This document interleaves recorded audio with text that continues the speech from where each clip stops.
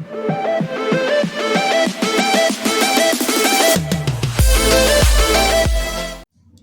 Guys, अस्सलाम वालेकुम, this is Khan Rafiq here.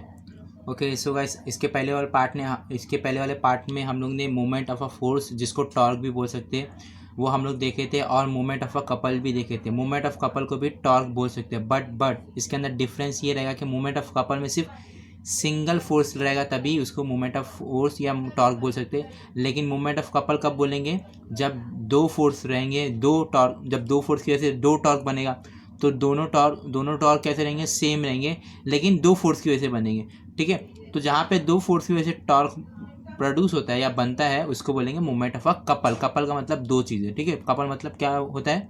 दो, मतलब दो फोर्स होना चाहिए, और मोमेंट ऑफ फोर्स का मतलब सिर्फ सिंगल फोर्स। ठीक है, तो इनके बीच में हम लोग ने ऑलरेडी पढ़ चुके पिछले पार्ट में।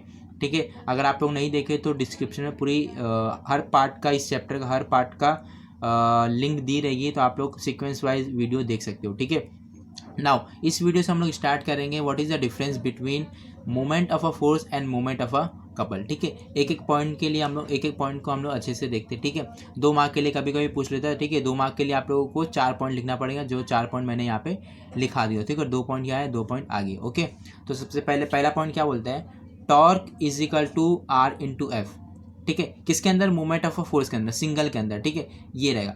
डबल के अंदर मतलब कपल के अंदर, मोमेंट ऑफ अ कपल के अंदर भी टॉर्क का फॉर्मूला यही रहेगा, आर इंटू एफ। लेकिन यहाँ पे देखो सिंगल है ना, तो इसलिए 1 2 2 1 ऐसा कुछ लिखा नहीं यहाँ पे। लेकिन देखो फोर्स 1 है तो R1, फोर्स 2 है तो R2। समझ में आ रहा है कि नहीं आ रहा है? फोर्स 1 तो R1, फोर्स 2 तो R2। अब आप लोग बोलेंगे ये 2 और यहाँ पे ये 1 एक्स्ट्रा क्यों लिखा हुआ है? देखो, ये जो R1 जो हो रहा है ना, ये R1 ये ड्यू टू फोर्स 2 की वजह से हो रहा है। हम लोग ने इसके पहले वाले पार्ट में देख चुके कैसे हो रहा था। ठीक है, मूवमेंट ऑफ अ कपल हम लोग पढ़ चुके। ठीक है, तो ये 2 का मतलब क्या होता है? फोर्स 2 की वजह से ये प्रोड्यूस हुआ, बना हुआ। ओके, और यहाँ पे 1 का मतलब क्या है? ये फोर्स ड्यू टू फोर्स 1 की वजह से ये बना।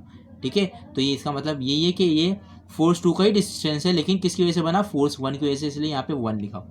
ओके, समझ में आया पहला पॉइंट। और यहाँ पे दो टॉर्क का फॉर्मूला है, एक 1 के लिए और एक 2 के लिए, क्योंकि दो फोर्स है ना, तो दो फोर्स का टॉर्क लेकिन इक्वल रहेगा। याद रखना, इसका जो वैल्यू रहेगा वो भी टॉर्क रहेगा, इसका वैल्यू जो रहेगा वो भी टॉर्क रहेगा।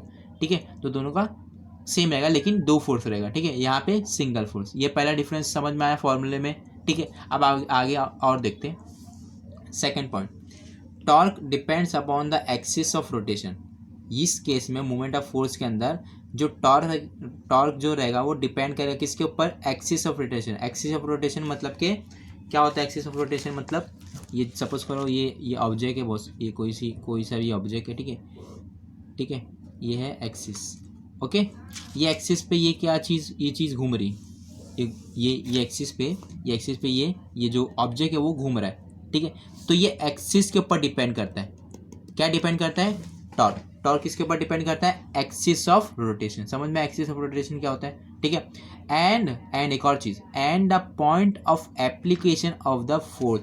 मतलब वो फोर्स, एक्सिस ऑफ रोटेशन तो रहेगा, दूसरा क्या रहेगा कि सपोज करो फोर्स यहाँ पे लगा, तो ये पॉइंट भी कंसीडर हम लोग करेंगे कि टॉर्क कैसा होगा। ठीक है, तो टॉर्क किसके ऊपर डिपेंड होता है? Axis of rotation and point at which force is applied. Okay, तो and the point of application of the force and axis of rotation. समझ में आया? किसके अंदर? मोमेंट ऑफ अ फोर्स के अंदर। अब हम लोग देख लेते हैं मोमेंट ऑफ अ कपल के अंदर। Torque depends only upon the two forces. किसके ऊपर डिपेंड करता है? पॉइंट कुछ नहीं, सिर्फ दो फोर्स क्या है उसके ऊपर डिपेंड करता है टॉर्क। इस केस में सिंपल था ये, समझ में आया? दोनों डिफरेंस याद हो जाएगा, एकदम सिंपल है। एक्सिस ऑफ रोटेशन पे डिपेंड करता है, और point of application of the force कहाँ पे लगा वो डिपेंड करता है, और एक्सिस ऑफ रोटेशन के ऊपर टॉर्क डिपेंड करता है। ठीक है, इस केस में बस दो फोर्सेस वो कैसे हैं उसके ऊपर डिपेंड करता है। समझ में आया 2 पॉइंट? चलो अभी हम लोग आगे देखते हैं तीसरा, थर्ड एंड फोर्थ पॉइंट। ठीक है, आप लोग चाहो तो मेरे साथ ये स्क्रीनशॉट लेके के, या फिर आप लोग कंटिन्यूस लिख भी सकते हो। ओके, लिख भी सकते हो आप लोग, नोट्स आप लोग की कंप्लीट होती जाएगी। Okay, now next third point देख लेते हैं। It can produce translational acceleration. क्या? It can produce translational acceleration. But यहाँ पे क्या है? Does not produce any translational acceleration. समझ में आया? इस केस में हम लोग ट्रांसलेशनल एक्सीलरेशन मतलब सीधा, ठीक है, ऐसा जाना, ठीक है, ट्रांसलेशनल एक्सीलरेशन तो ये प्रोड्यूस करता है, लेकिन ये प्रोड्यूस नहीं करता। ओके, क्यों क्यों प्रोड्यूस करता है ये भी देख लो। If the axis of rotation is not fix, मतलब जो एक्सिस ऑफ रोटेशन, जिस एक्सिस पे वो ऑब्जेक्ट घूम रहा है वो एक्सिस अगर फिक्स नहीं रहेगा, मतलब कभी इधर फिक्स नहीं रहेगा, तो इसकी वजह से जो रहता है ट्रांसलेशनल एक्सीलरेशन प्रोड्यूस होता है। ओके, इसके अंदर बट प्रोड्यूस ओनली रोटेशनल और एंगुलर एक्सीलरेशन। इसके अंदर ट्रांसलेशनल एक्सीलरेशन नहीं होता है। क्या होता है?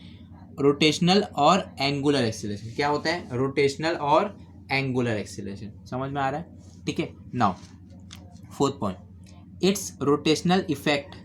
देखो, इसके अंदर भी रोटेट ही हो रहा है कोई भी चीज़, इसके अंदर भी रोटेट हो रहा है, तो और क्या डिफरेंस है इसके अंदर, और वो भी देख लेते हैं। ठीक है। Fourth point, it's rotational effect can be balance. ये जो रोटेशन हो रहा है ना, वो इफेक्ट को हम लोग को बैलेंस करना है। बैलेंस करना मतलब कि ऊपर नीचे या कुछ ऐसा ना हो, सीधा मतलब यूनिफॉर्म में घूमे। Okay, it's rotational effect can be balanced bye a proper single force. ठीक है, एक सिंगल फोर्स ही वो रोटेशनल इफेक्ट को बैलेंस करेंगे। किसके अंदर? मोमेंट ऑफ अ फोर्स के अंदर। अब इसके अंदर क्या होता है मोमेंट ऑफ अ कपल के अंदर? देखो, it's rotational effect can be balanced only by another couple of equal and opposite torque. समझ में आ रहा है? इसके अंदर सिंगल फोर्स की वजह से सिंगल टॉर्क लगेगा, लेकिन इसके अंदर एक टॉर्क तो लगेगा, उसके ही इक्वल लेकिन अपोजिट टॉर्क भी लगेगा। मतलब कि एक टॉर्क ऐसा जा रहा है कुछ इस तरीके से, देखो डायरेक्शन देखो इस तरीके से जा रहा है, तो एक फोर्स वही सपोज करो ये फाइव टॉर्क है। ठीक है, टॉर्क का वैल्यू है 5। ठीक है, अब वही फाइव का वैल्यू, वही टॉर्क 5 वो ये डायरेक्शन में जाएगा। ठीक है, इसलिए यहाँ पे लिखा है equal but opposite torque. Opposite मतलब अपोजिट डायरेक्शन में, equal magnitude but opposite direction में। ठीक है, तो दोनों टॉर्क की वजह से ही रोटेशनल इफेक्ट बैलेंस होगा। समझ में आई ये चारों पॉइंट? ठीक है, तो आप लोग वीडियो को रिवाइंड करके भी देख सकते हो अगर आप लोगों को नहीं समझ में आया। ठीक है, तो ये पॉइंट आप लोग लिख सकते हो या स्क्रीनशॉट ले सकते हो। ठीक है, नाउ हम लोग चलते हैं नेक्स्ट टॉपिक जिसका नाम है to prove that the movement of a couple is independent of the axis of rotation. अब भी हम लोग देखें मूवमेंट ऑफ अ कपल क्या है। मूवमेंट ऑफ अ कपल किसके ऊपर डिपेंड करता है? टू फोर्सेस के ऊपर। किसके ऊपर डिपेंड नहीं करता है? मतलब नहीं करता मतलब इंडिपेंडेंट है। किसके ऊपर? एक्सिस ऑफ रोटेशन के ऊपर। एक्सिस ऑफ रोटेशन, तो उसी को हम लोग यहाँ पे प्रूफ करेंगे। इसी को हम लोग यहाँ पे प्रूफ करेंगे। To prove that the movement of a couple, याद रखना ये वाला, movement of a couple independent. किसके ऊपर डिपेंड? तो इसके ऊपर है, लेकिन इंडिपेंडेंट मतलब नॉट डिपेंड किसके ऊपर रहेगा? Axis of rotation. तो क्यों, वो हम लोग देखेंगे ये टॉपिक में। समझ में? To prove that the movement of a couple is independent of the axis of rotation.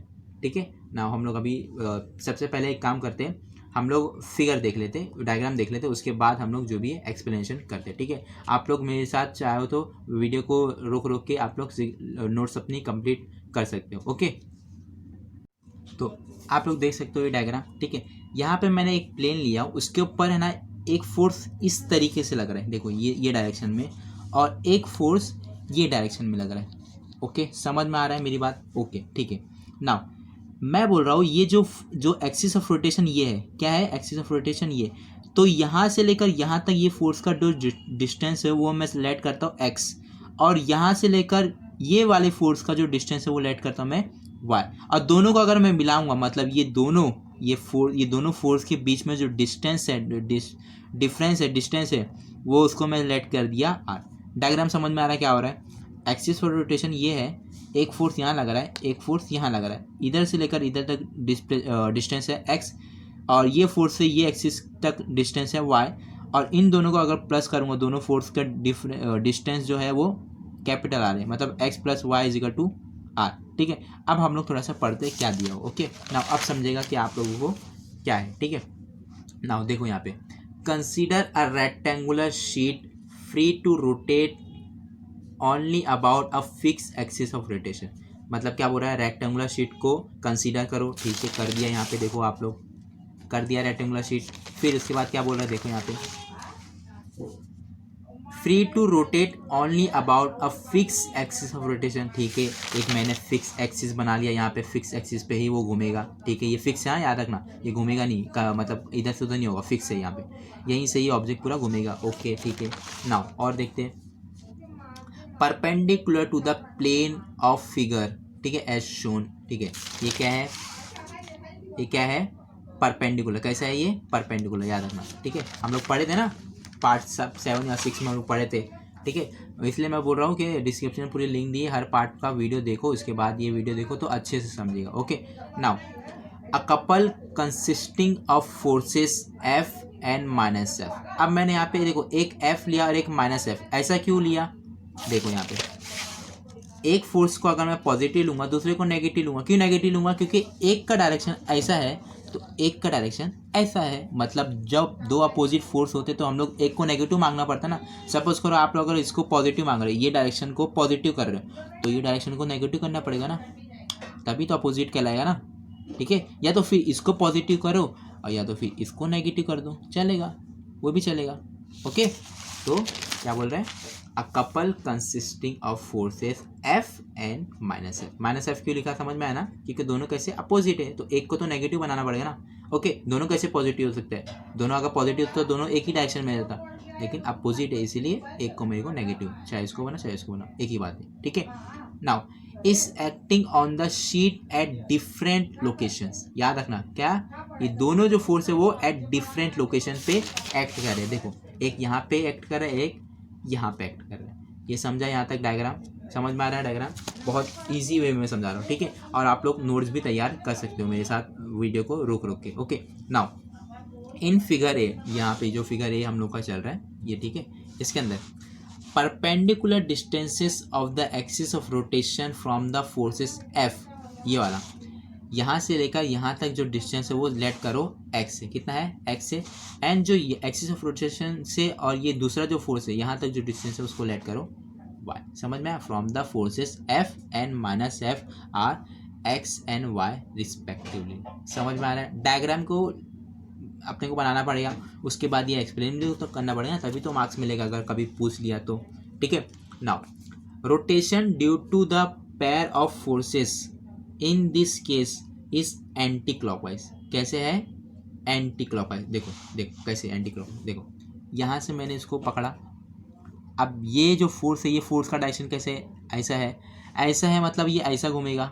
देखो मेरा डायरेक्शन देखो, ये ऐसा घूमेगा, देखो ऐसा घूमेगा कि नहीं घूमेगा। देखो इधर से मैंने पकड़ा और ये फोर्स का डायरेक्शन कैसे है, इस तरफ है, इस तरफ है ना, ये तरफ है, तो यहाँ घुमाऊंगा और यहाँ घुमा रहा, मतलब कि कैसा हो रहा है, anti clockwise clockwise, anti clockwise कैसा हो रहा है, एंटी क्लॉकवाइज। और यहाँ पे भी देखो, यहाँ पे भी देखो, ये डायरेक्शन इस तरह है तो इसको मैं ऐसा घुमाऊंगा, देखो यहाँ पे देखो ये डायरेक्शन, देखो यहाँ पे देखो ये डायरेक्शन ये है, तो इस तरीके से ये एक्सिस पे, ये जो एक्सिस है ये एक्सिस पे मैं इसको ऐसा घुमाऊंगा, देखो ऐसा, समझ में आ रहा है, मतलब इस एक्सिस पे ये ऐसा घूमेगा, ऐसा देखो, देखे डायरेक्शन, देखो ये गया, ये एक्सिस पे ये ऐसा ऐसा घूम रहा है, कैसे घूम रहा है, एंटी क्लॉकवाइज, और इसके अंदर भी एंटी क्लॉकवाइज। तो दोनों फोर्स कैसे है, rotation due to the pair of forces in this case is anti clockwise,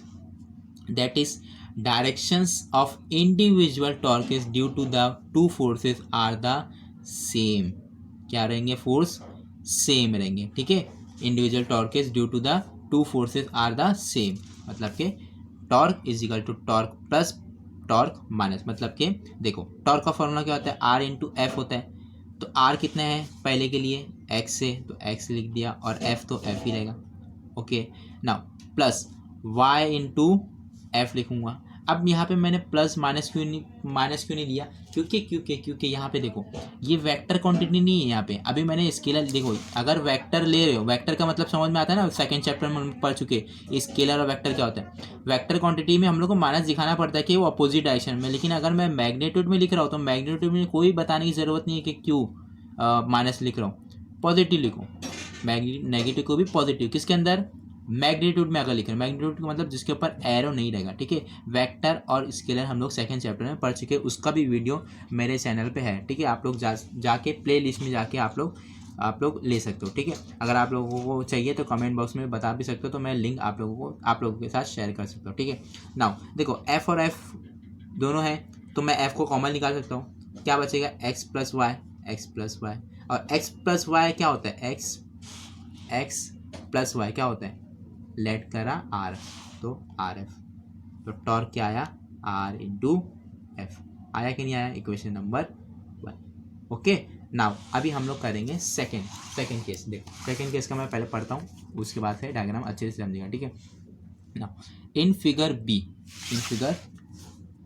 ठीक है, देख लिया आप लोग, बना लो अगर बनाना है, ठीक है। In figure b now lines of action of both the forces are on the same side, ठीक है, सेम साइड पे, ठीक है। देखो जो भी लाइन्स ऑफ फोर्स है वो सेम साइड पे, कैसे है, सेम साइड पे, मतलब क्या ऐसा नहीं कि जैसे हम लोग ये केस में देखो, ये केस में बताता हूँ, ये केस में देखो, ये केस में एक्सिस ऑफ रोटेशन यहाँ पे था, तो एक फोर्स की लाइन यहाँ पे थी, एक दूसरी यहाँ पे थी, मतलब कि एक ऊपर थी टॉप पे थी, दूसरी बॉटम पे थी। लेकिन सेकंड केस में जो हो रहा है बी केस में, इसके केस में हम लोग को ये जो एक्सिस ऑफ रोटेशन का जो भी है दोनों फोर्स है, ये कैसे है, दोनों टॉप पे, मतलब दोनों का क्या बोलेंगे, टॉप पे रखा हूँ मैंने, बॉटम पे नहीं रखा हूँ, सब दोनों को एक ही पे रखा हूँ, ठीक है।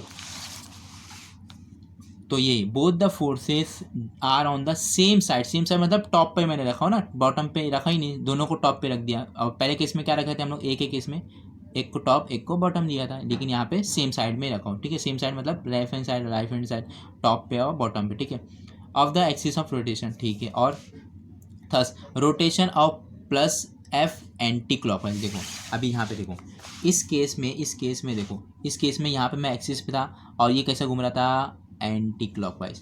फिर यहाँ पे भी ये भी कैसे घूम रहा था, एंटी क्लॉकवाइज, ऐसा घूमेगा ना, ऐसा, ये भी ऐसा घूम रहा था, ये भी एंटी क्लॉक, दोनों एंटी क्लॉक। लेकिन इस केस में देखो, इस केस में यहाँ पे मैंने रखा, ये कैसे घूमेगा, एंटी क्लॉकवाइज, देखो ऐसा घूमेगा ना, एंटी क्लॉकवाइज, ठीक है, ये एंटी क्लॉकवाइज में घूमेगा। नाउ इसकी बारी, ये कैसे घूमेगा, देखो इसका डायरेक्शन देखो,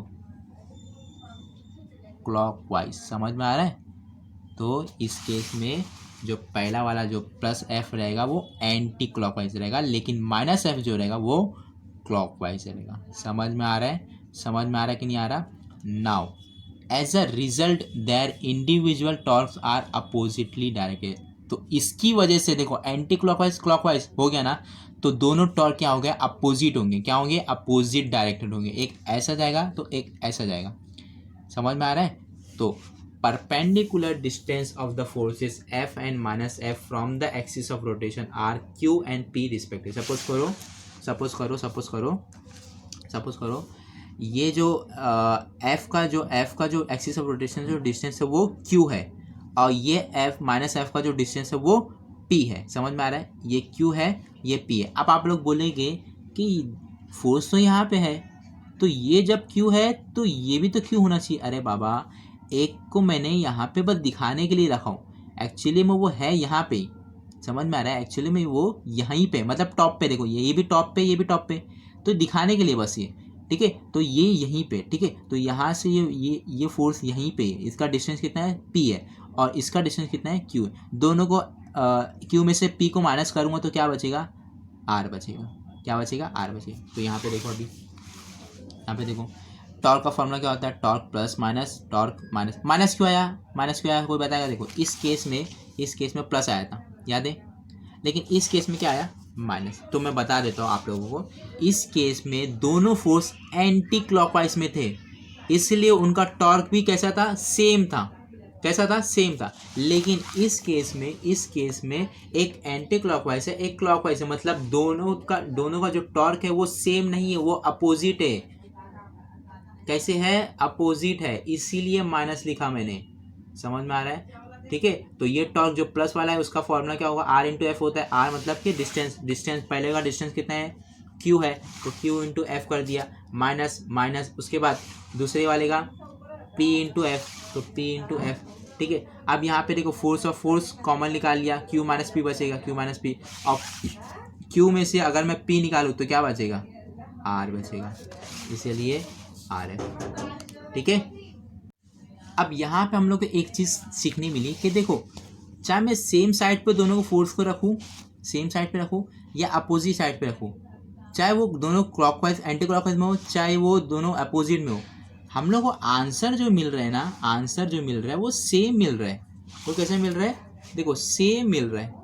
इसका मतलब from equation 1 and 2 it is clear that the torque of a couple is independent of the axis of rotation. मतलब एक्सिस ऑफ रोटेशन कहीं पे भी हो उसके ऊपर डिपेंड नहीं करता। अब भी हम लोग को मालूम पड़ गया एक्सिस ऑफ रोटेशन इसके पहले क्या था? इसके अबाव था, लेकिन अभी इसके अबाव था, इसके अभी बिलो हो गया।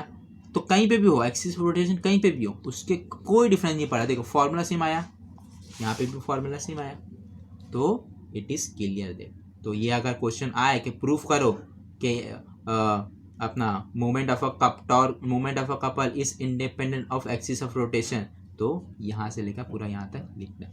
ठीक है, ये सब पूरा मैंने नोट्स बनाया, आप लोग वीडियो को रोक रोक के लिख सकते हो। ठीक है, ओके। नाउ नेक्स्ट टॉपिक जिसका नाम है मैकेनिकल इक्विलिब्रियम। ओके, नाउ क्या होता है मैकेनिकल इक्विलिब्रियम, वो देख लेते हैं। The momentum of a system is constant. The momentum किसको बोलते हैं? याद है ना, मोमेंटम का फॉर्मूला क्या है? मोमेंटम का फॉर्मूला होता है P is equal to m into v, velocity into mass into, देखो मैं कुछ भी बोल रहा हूँ, मास इंटू वेलोसिटी। ये है linear velocity, linear momentum. Momentum का फॉर्मूला होता है मास इंटू वेलोसिटी। ओके, पता ही होगा, पहले चैप्टर में हम लोग पढ़ चुके। ठीक है, तो the momentum of a system is constant. इस कांस्टेंट बोल दिया, कांस्टेंट मतलब same. Okay, the momentum of a system is constant same in the absence of an external unbalance force, this state is called mechanical equilibrium. तो जहाँ पे भी जिस system का भी, जिस ऑब्जेक्ट का भी है, जिस सिस्टम का भी मोमेंटम अगर कांस्टेंट है in the absence of an external unbalance force, मतलब एक्सटर्नल अनबैलेंस फोर्स को मैंने नहीं अप्लाई किया, एब्सेंस है वो, एक्सटर्नल अनबैलेंस फोर्स को मैंने अप्लाइड नहीं किया सिस्टम के ऊपर, और सिस्टम का जो मोमेंटम है वो कांस्टेंट है, तो मतलब उस स्टेट को मैं बोलूँगा मैकेनिकल इक्विलिब्रियम। क्या बोलूँगा? Mechanical equilibrium. ओके, समझ में आया? एक मार्क के लिए डेफिनेशन कभी कभी पूछ लेते हैं। मैकेनिकल इक्विलिब्रियम, मैकेनिकल इक्विलिब्रियम का मतलब क्या होता है? समझ में आया ना? जहाँ पे मोमेंटम क्या हो? कांस्टेंट हो। मोमेंटम क्या हो? कांस्टेंट हो। जहाँ अच्छा, कांस्टेंट कब होगा? जब मैं वहाँ पे उसको कोई भी एक्सटर्नल, मतलब कोई भी धक्का या कोई भी एक्सटर्नल फोर्स नहीं दूंगा। अगर फोर्स दे दूंगा तो फिर कांस्टेंट कैसे होगा? मोमेंटम नहीं होगा। ठीक है, तो जहाँ पे मैं एक्सटर्नल अनबैलेंस फोर्स की वजह से जहाँ पे मोमेंटम कांस्टेंट हो जाए, जीरो हो जाए या सेम हो जाए, उसको बोलेंगे मैकेनिकल इक्विलिब्रियम। आगे हम लोग डायग्राम के हिसाब से देखेंगे तो आप लोगों को अच्छे से समझेगा। ठीक है, अभी के लिए आप लोग ये डेफिनेशन लिख लो, स्क्रीनशॉट मार लो, या तो फिर लिख लो नोट्स में, नोट्स अगर प्रिपेयर कर रहे हो। ठीक है, तो नोट्स अगर प्रिपेयर कर रहे हो तो आप लोगों का ये फ़ायदा होगा। ओके, तो आगे हम लोग देखेंगे तो इसको मैकेनिकल इक्विलिब्रियम क्या होता है ये और अच्छे से समझेगा। ठीक है, नाउ देखते हैं आगे। देखो और अच्छे से समझते हैं मैकेनिकल इक्विलिब्रियम होता है क्या। ठीक है, a particle is said to be in mechanical equilibrium if no net force is acting upon it. मतलब जो भी टोटल फोर्स है वो एक्टिंग अपॉन इट नो, मतलब कि उसके ऊपर कोई भी फोर्स अप्लाई नहीं कर रहे, तो उसको हम लोग बोल सकते हैं a particle is said to be mechanical equilibrium. जिस पार्टिकल या जिस ऑब्जेक्ट या जिस सिस्टम के ऊपर हम लोग कोई भी फोर्स अप्लाइड नहीं कर रहे, कोई भी फोर्स अप्लाई नहीं कर रहे, तो वो अपनी जगह चेंज ही नहीं करेगी, मतलब कि वो a particle is said to be mechanical equilibrium. मतलब उसका जो मोमेंटम है, मोमेंटम मतलब कि जो वेलोसिटी आएगी मोमेंटम, तो वो क्या रहेगी? कांस्टेंट रहेगी। समझ में आ रहा है? ठीक है, for a system of bodies to be in mechanical equilibrium, अगर कोई भी सिस्टम को मैकेनिकल इक्विलिब्रियम में रहना है, the net force acting on any part of the system should be zero. सब टोटल फोर्स अगर देखो एक फोर्स कोई भी सबसे पहले देखो मैकेनिकल इक्विलिब्रियम का मतलब कोई भी फोर्स उसके ऊपर अप्लाइड नहीं होगा, और अगर अप्लाइड हो रहा है तो 2-3 होगा फोर्स, तो 2-3 अगर फोर्स को अगर मैं मिला दूँ तो वो उनका नेट होना चाहिए जीरो, तो उसको भी हम लोग बोलेंगे मैकेनिकल इक्विलिब्रियम। तो उनका net force acting on any part of the system should be zero. Net का मतलब टोटल फोर्स अगर मैं मिला रहा हूँ, टोटल फोर्स का अगर मैं प्लस कर रहा हूँ तो उनका जीरो आना चाहिए, तो तब जाके हम लोग कहेंगे कि this system mechanical equilibrium. Okay, समझ में आ रहा है? नाउ आगे देखते हैं। Also there is no acceleration any part of the system. इसके अंदर ऑब्वियसली अगर फोर्स नहीं है तो एक्सीलरेशन भी नहीं है, क्योंकि फोर्स का फॉर्मूला क्या होता है, याद है ना, मैंने आपको को याद कराया था formula, father is equal to mother mass into acceleration, याद है ना। तो ये अगर जीरो हो गया तो ये भी तो जीरो ही होगा ना, ठीक है। तो also there is no acceleration in any part of the system, ठीक है। नाउ समीशन, नेट फोर्स का मतलब क्या होता है, टोटल फोर्स। टोटल को मैं कैसे लिखता हूँ, समीशन, पता है ना समीशन, है ना। Summation force is equal to zero for mechanical equilibrium, ठीक है। तो मैकेनिकल इक्विलिब्रियम का एक मार्क का डेफिनेशन कभी कभी पूछ लेगा कभी, ठीक है। तो वो याद होना चाहिए, या तो फिर ये पूछ लेगा कि कंडीशन बताओ, तो कंडीशन, ये कंडीशन है क्या, कौन सी कंडीशन है, ये कंडीशन कि नेट फोर्स क्या होगा सिस्टम का, जीरो होगा। नेट या सिंगल फोर्स नहीं, नेट फोर्स क्या होगा, जीरो होगा। एक मार्क के लिए कभी कभी एमसीक्यू में भी पूछ सकता है, ठीक है। नाउ हम लोग अभी चालू करेंगे अपना नेक्स्ट टॉपिक, जिसका नाम है, बहुत मज़ा आएगी इस टॉपिक में, बहुत अच्छा है और एकदम अच्छे से सुनो, वीडियो को अच्छे से देखो, ठीक है। नाउ नेक्स्ट टॉपिक है जिसका नाम है stable, unstable and neutral equilibrium.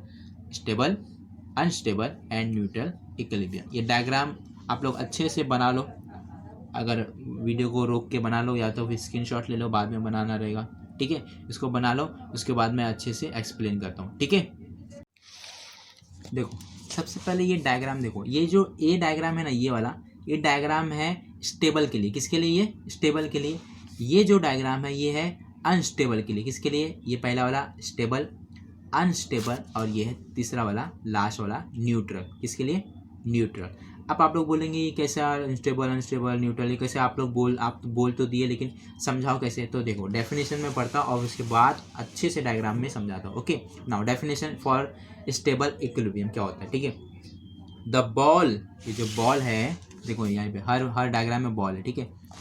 The ball is most stable and is said to be unstable if it is disturbed slightly from its equilibrium position and release it tends to recover its position। इसको मैं stable equilibrium कैसे बोल सकता हूँ मालूम, आप लोगों को मालूम, इसको मैं स्टेबल इक्विलिब्रियम क्यों बोला, अनस्टेबल क्यों नहीं बोला, क्योंकि अगर मैं इस बॉल को अगर जरा सा भी धक्का देता हूँ, सपोज करो मैंने इसको धक्का दिया, ऐसा दिया, तो ये बॉल आएगा ऊपर, फिर इसके बाद नीचे जाएगा आएगा, फिर सम टाइम्स के बाद वो जहाँ पे था वहीं पे हो जाएगा, है ना।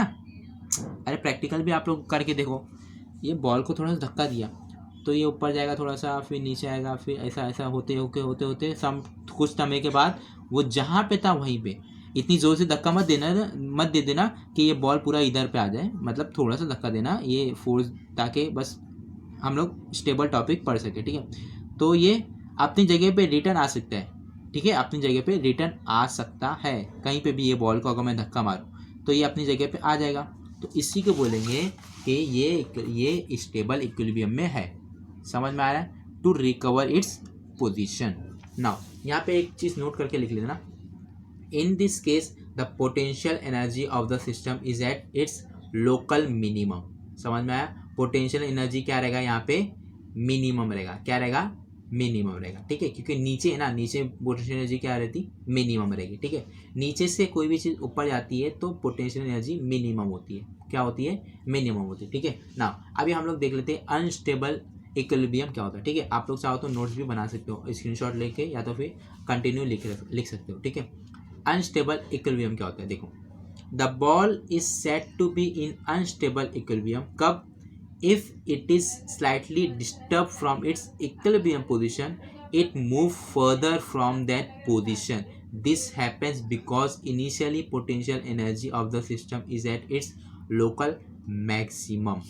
देखो यहाँ पे देखो, अच्छे से मैं समझाता हूँ इंग्लिश में, आई नो बहुत लोगों को इंग्लिश नहीं समझा, मैं समझाता हूँ, ठीक है।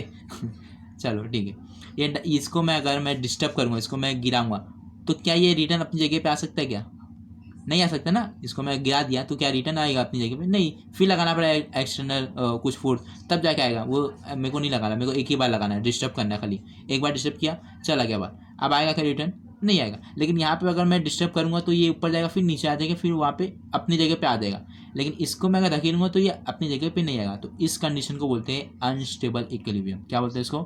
Unstable equilibrium. और याद रखना, ये ऊपर से ये नीचे से ऊपर जा रहा है ना, तो यहाँ पे पोटेंशियल एनर्जी क्या होगी? मिनिमम होगी। क्या होगी? मिनिमम, क्योंकि नीचे से ऊपर जा रहा है। यार रखना, नीचे से कोई भी चीज़ ऊपर जाती है तो मिनिमम पोटेंशियल एनर्जी, लेकिन ऊपर से नीचे आ रही है तो उसकी पोटेंशियल एनर्जी मैक्सिमम होगी। और मैक्सिमम जहाँ पे पोटेंशियल एनर्जी होगी वहाँ पे वो कंडीशन होगा अनस्टेबल इक्विलिब्रियम। एमसीक्यू में पूछ सकता है कि when maximum potential energy then what is stable? Unstable. It is unstable. क्या? अनस्टेबल। ओके, समझा तो मैं दिया, लेकिन एमसीक्यू में कभी कभी पूछ लेता है। ठीक है, potential energy of the system is at its local maximum. ठीक है, if disturb it tries to achieve the configuration of the minimum potential energy. Okay, now अब देख लेते न्यूट्रल इक्विलिब्रियम क्या होता है। न्यूट्रल हमारे लिए, हम न्यूट्रल लोग हैं। क्या होने का? सीधा न्यूट्रल होने का। ठीक है, या तो स्टेबल होने का या तो फिर न्यूट्रल। अनस्टेबल कभी नहीं होना। ठीक है, नाउ न्यूट्रल क्या होता है? Potential energy of the system is constant. Potential energy of the system क्या होगा? कांस्टेंट होगा। कांस्टेंट मतलब सेम होगा। ठीक है, over plane and remain same at any position. देखो, कांस्टेंट का मतलब याद रखना, हमेशा फिजिक्स में कांस्टेंट का मतलब होता है सेम। क्या? कांस्टेंट का मतलब सेम। क्या सेम? पोटेंशियल एनर्जी यहाँ पे अगर एक है, यहाँ पे पोटेंशियल एनर्जी इतनी है तो यहाँ पे भी उतनी रहेगी।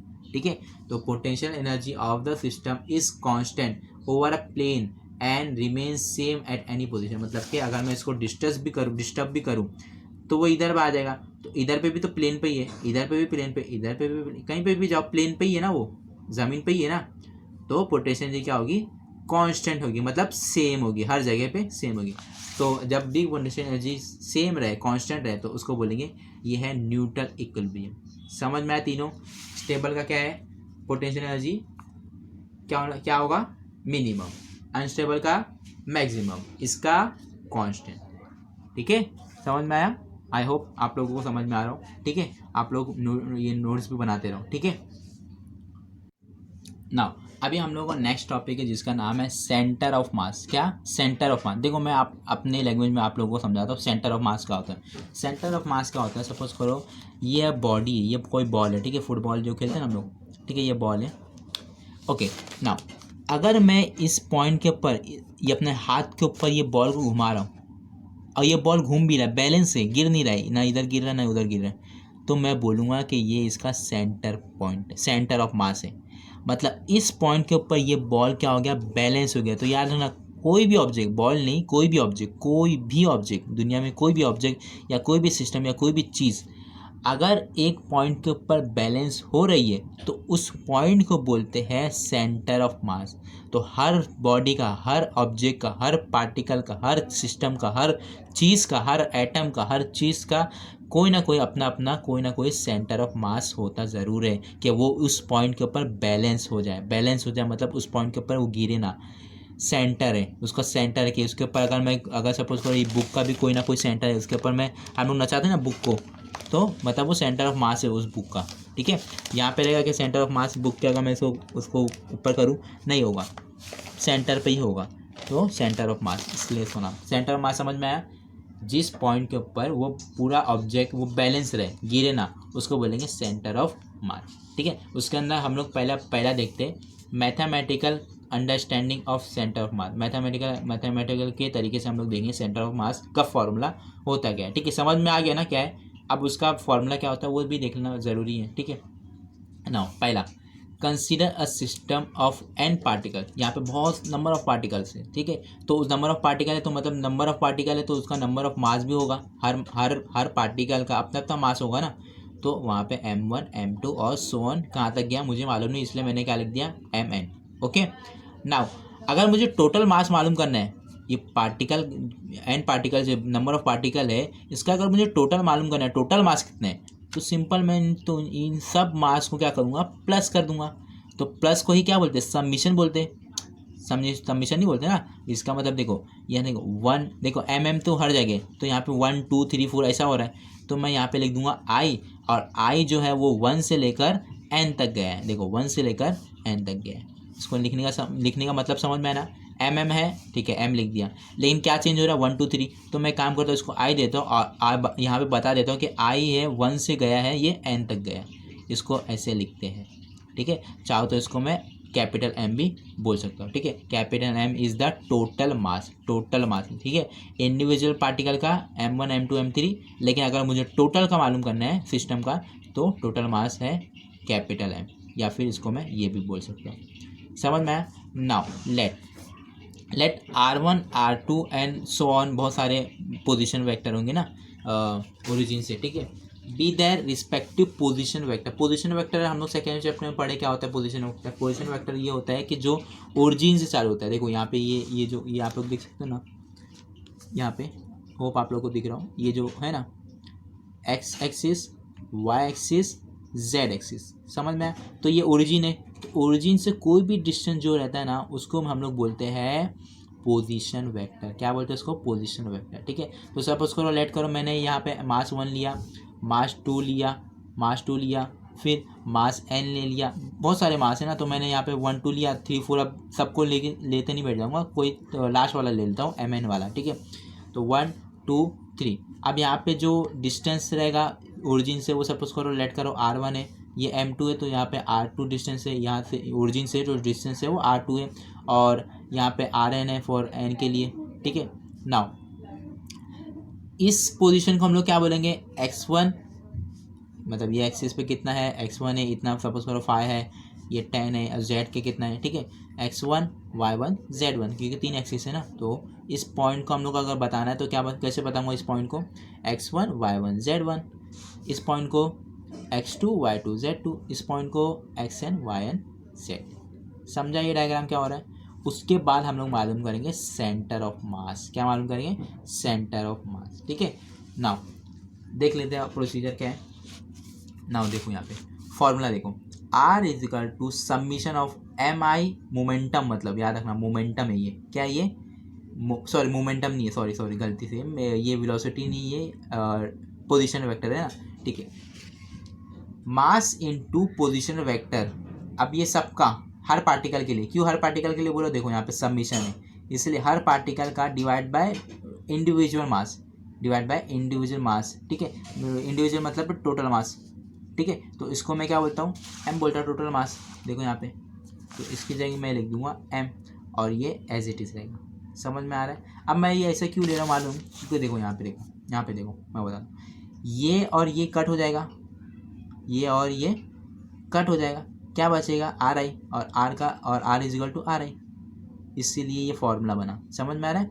यहाँ पे सिंप्लीफाई करने के लिए ये देखो, इसका फॉर्मूला क्या है? एम है, कैपिटल एम, जिसको टोटल मास बोलेंगे, ठीक है। नाउ आगे देखते हैं हम लोग। If the origin itself is at the centre of mass, ठीक है। Now R is equal to क्या हो जाएगा? 0। देखो क्या बोल रहे हैं मालूम? If the origin itself is at the centre of मास, मतलब ओरिजिन का भी कोई सेंटर ऑफ मास होगा, ठीक है। तो उसका जो डिस्टेंस रहेगा ओरिजिन का जो डिस्टेंस रहेगा वो तो 0 रहेगा ना, उसका तो 0 रहेगा, ठीक है।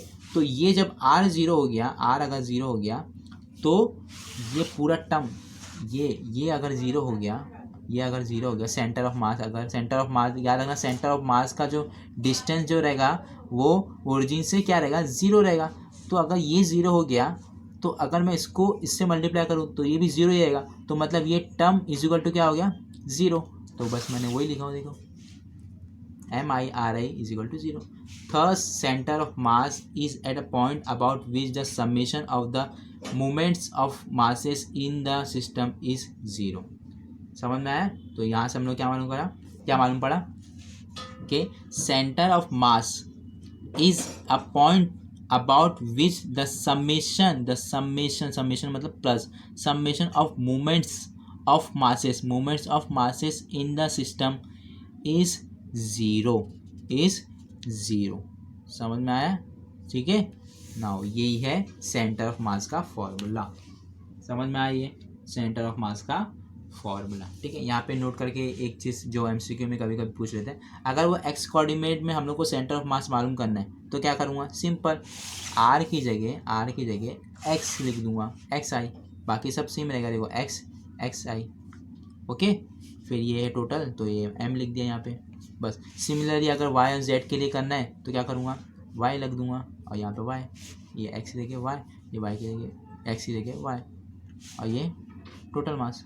z के लिए z रहेगा, यहाँ पे z रहेगा यहाँ पे, ठीक है, समझा, ये इजी था एकदम, ठीक है। नाउ सेकंड केस देख लो, सेकंड केस के अंदर देख लो। For a continuous mass distribution with uniform density, suppose करो जो मास है वो कंटिन्यूस डिस्ट्रीब्यूशन हो रहा है, कंटिन्यूस डिस्ट्रीब्यूशन हो रहा है विथ यूनिफॉर्म डेंसिटी, जो लेकिन उसकी जो डेंसिटी है, जो है डेंसिटी वो यूनिफॉर्म मतलब कांस्टेंट है, एक ही है, लेकिन जो मास है वो चेंजेस हो रहा है, डिस्ट्रीब्यूशन हो रहा है, ठीक है। तो वहाँ पे हम लोग करेंगे, वहाँ पे हम लोग आर का जो फॉर्मूला रहेगा वो रहेगा R is equal to integration of R into D M और divide by integration of D M का मतलब स्मॉल मास। याद रखना, स्मॉल मास को अगर मैं इंटीग्रेशन करूँगा तो मुझे टोटल मास मिल जाएगा, ठीक है। अब देखो इंटीग्रेशन तो आप लोगों को शायद पता नहीं आता होगा कि नहीं आता होगा, बट बता देता हूँ मैं।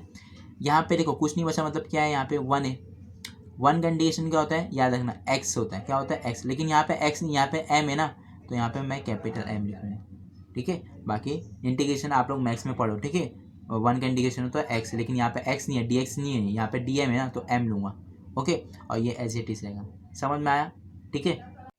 क्यों, क्योंकि देखो इंटीग्रेशन dm 1 हो गया और total mass of the object. अब ये हो गया r के लिए, अगर मेरे को x कोऑर्डिनेट के लिए करना है तो सिंपल r की जगह x कर दूँ, बाकी सब ऐसे ही, y x की जगह y चाहिए y कोऑर्डिनेट के लिए तो y कर दूँ, बाकी सब ऐसे ही, अगर z चाहिए तो z के लिए कर दूँ। समझा, ये इजी था। अगर नहीं समझा तो प्लीज़ वीडियो को रिवाइंड करिए और नोट्स भी प्रिपेयर करके जाइए, स्क्रीनशॉट मारिए, या फिर आप लोग कंटिन्यू वीडियो को रोक के लिख सकते हो। तो आज के वीडियो में बस इतना ही, आगे का जो भी टॉपिक्स जो बचा है वो हम लोग नेक्स्ट पार्ट में कवर करेंगे। तो आई होप आप लोगों को जितना भी मैंने आज पढ़ाया इस पार्ट में आप लोगों को समझा हो। तो अगर समझा हो तो प्लीज़ इसको लाइक कीजिएगा और अपना सजेशन कमेंट में आप लोग बता सकते हो, ठीक है। और अगर जो लोग नए हैं प्लीज़ चैनल को सब्सक्राइब कीजिए। मैं इस चैनल पे वीडियोस आते रहेंगे हर चैप्टर के, हर सब्जेक्ट के, ठीक है। तो जो लोग भी नए हैं प्लीज़ सब्सक्राइब किया, और जो लोग पुराने हैं सब्सक्राइब कर चुके हैं, वीडियो मेरे देखते हैं, उन लोगों को बस यही है कि जितना हो सके शेयर कीजिए वीडियो को, व्हाट्सएप पे कीजिए, जहाँ पे भी करना चाहे करिए और लोगों तक पहुँचाइए, ठीक है। तो मिलते हैं नेक्स्ट वीडियो में, तब तक के लिए अल्लाह हाफिज़।